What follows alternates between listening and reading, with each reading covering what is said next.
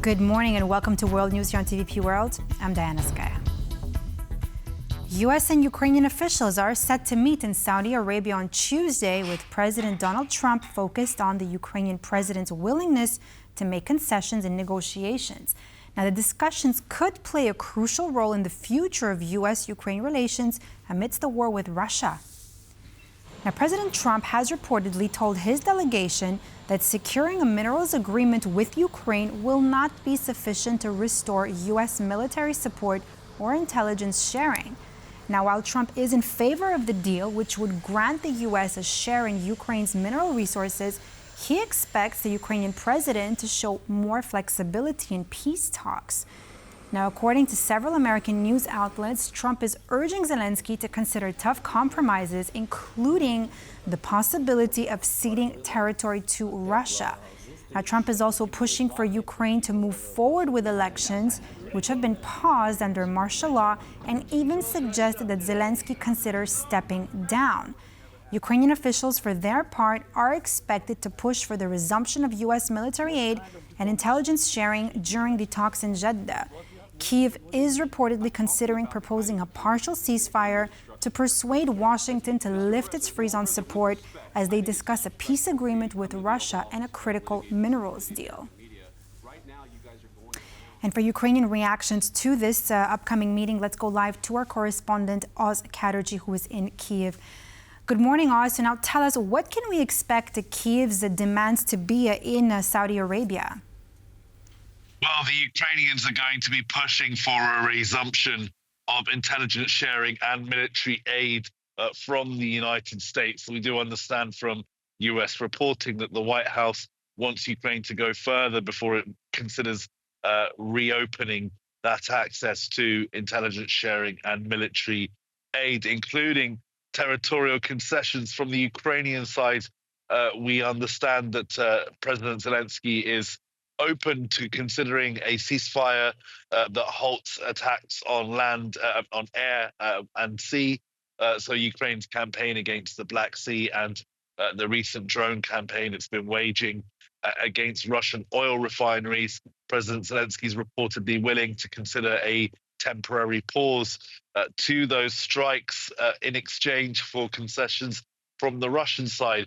Again, with the question of territorial concessions, Ukraine hasn't closed the door totally on territorial concessions, but the point that it keeps making is if it is to make those concessions, it wants security guarantees that Russia won't be able to invade again.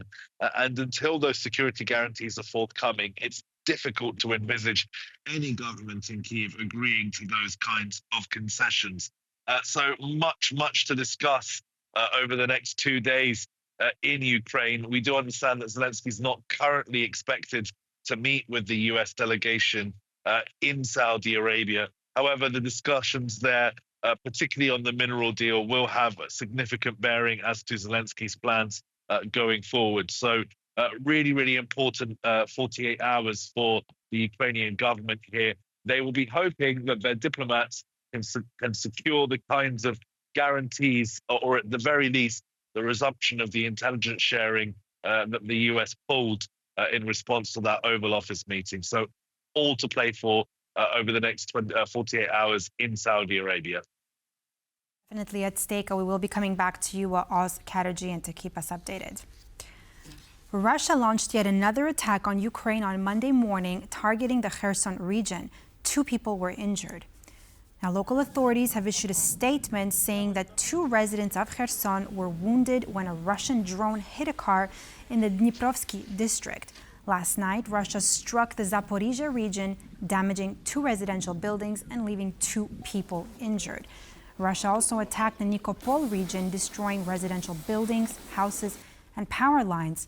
2 people sustained injuries. Poltava was also the target of the overnight Russian strike, in which residential buildings, cars, agricultural machinery, and a power line were damaged. There were no reports of casualties. In an interview with French broadcaster LCI, Polish President Andrzej Duda said he supports the idea of France extending its nuclear umbrella to include Poland. Now, speaking with LCI on Sunday, President Duda was asked about the prospect of France's nuclear defense reaching Polish soil. Duda responded that, quote, any form of cooperation with our allies that enhances our security is invaluable to us. Last week, French President Emmanuel Macron proposed extending his country's nuclear defense system in a televised address to the nation while warning of the Russian threat to Europe.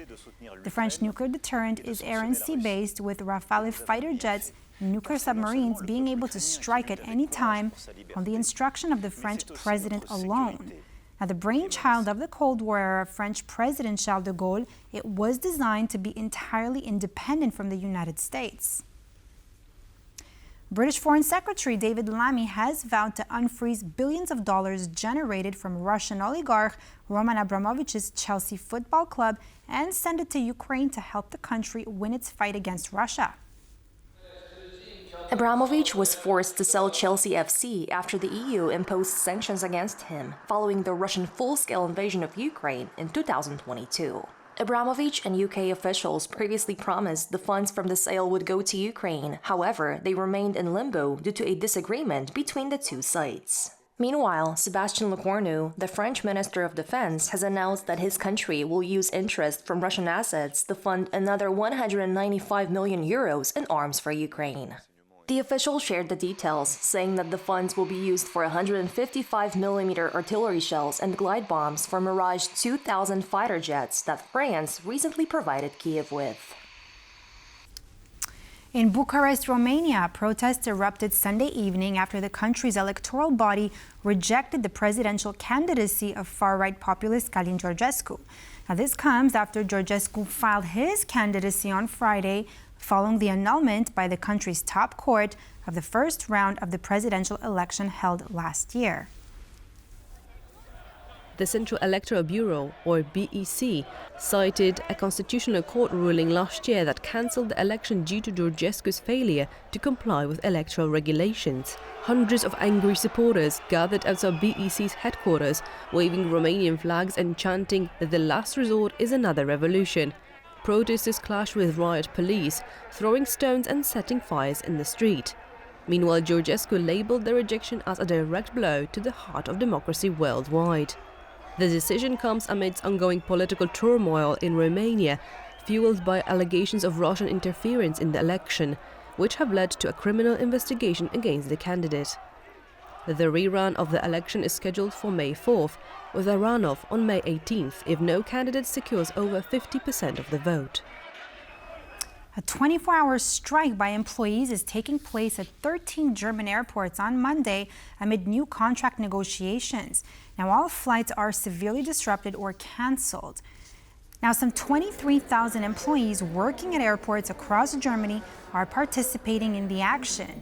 At Hamburg Airport, the strike began a day earlier on Sunday, leading to flight cancellations which affected more than 40,000 passengers. According to the airport's management, only 10 of more than 280 scheduled flights went as planned, and many service desks sat empty as would-be passengers lined up to seek information about the cancellations. Now, the airport strike in Germany is part of a wider wave of protests by the country's public sector workers in recent weeks, who demand an 8% rise in monthly wages. Now we turn to Greenland, where the semi-autonomous Danish island is preparing for a historic vote. Now, on Tuesday, Greenlanders will decide the future of their strategically important land as U.S. President Donald Trump continues efforts to persuade them to join the United States. Sonia Gata-Bischan reports from Nuuk. The parliamentary elections in Greenland are fast approaching. With the rich cultural heritage and resurfacing talks of independence, the Greenlandic population is eager to carve out a future that reflects both their unique identity and values.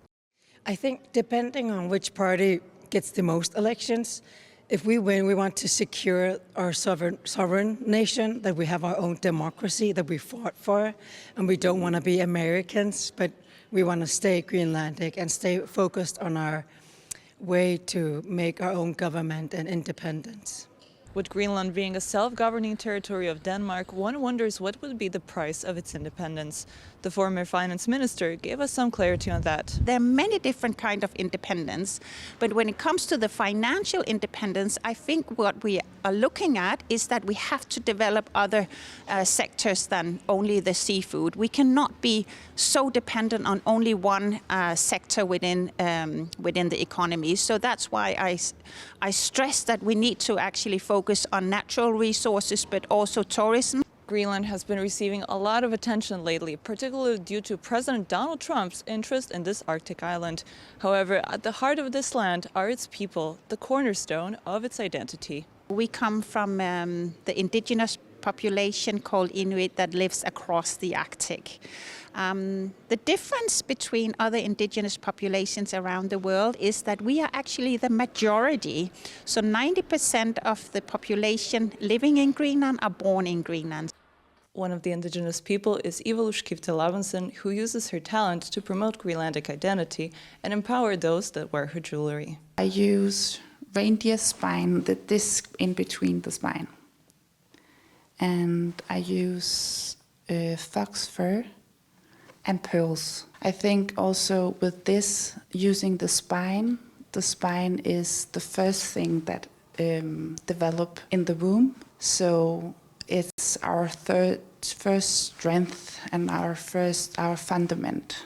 Greenland is rich in a variety of resources such as minerals, oil, and natural gas, making it an attractive target for a variety of foreign nations looking to capitalize on its natural wealth. However, in conversation with us, the Greenlandic member of the Danish Parliament emphasized that perhaps one resource is more important than all the others. I would say the people of Greenland is the most important resource that we have, and especially our young people. I think it's really about nurturing the potential of the young people here in Greenland in order to make sure that we can stand even stronger on our own in the future. Greenland has a population of approximately 56,000 people, with the majority of them identifying as ethnically Greenlandic. Greenlanders will cast their votes in the parliamentary elections on 11th of March. From Nuuk, for TVP World, Sonja Gatabishchan. Mark Carney won Canada's Liberal Party leadership race on Sunday, paving the way for him to succeed Justin Trudeau as Canada's next Prime Minister at a time of deep instability. Now, Carney, the former governor of the Canadian Central Bank and Bank of England, beat 3 contestants. His victory speech focused mainly on Donald Trump, who has imposed tariffs on Canada and said he wants to make the country the 51st U.S. state. Carney is expected to be sworn in as Prime Minister in the coming days, and he will lead the Liberals in the next general election, which is expected to be called in the coming weeks. Now, as head of the Canadian government, he will face major economic challenges, including managing Canada's trade relationship with the United States. Recent polling by the UK firm More in Common has highlighted shifting views on the Ukraine conflict, revealing deep divisions across different countries. Now, the survey, conducted between March 2 and 5 of this year, included over 7,000 participants from the United States, Poland, Germany, the United Kingdom, and France. Now, the findings show overwhelming support for Ukraine's sovereignty, with large majorities in both Europe and the U.S. agreeing that Russia is to blame for the war. However, the relationship between Europe and the U.S. has become strained, with fewer Americans viewing European countries as allies, while Europeans continue to see each other as partners. But now, despite these divisions, a majority of Europeans, including the British, Poles, and the French, support continued aid for Ukraine, even as U.S. involvement may decrease. Significant portions of the population in these countries would back sending troops to Ukraine to help secure a peace deal, though support for this stance is lower in Germany and France. And that's all for this edition of World News here on TVP World. I'm Diana Skye. Thanks for watching, and stay tuned for more news and features.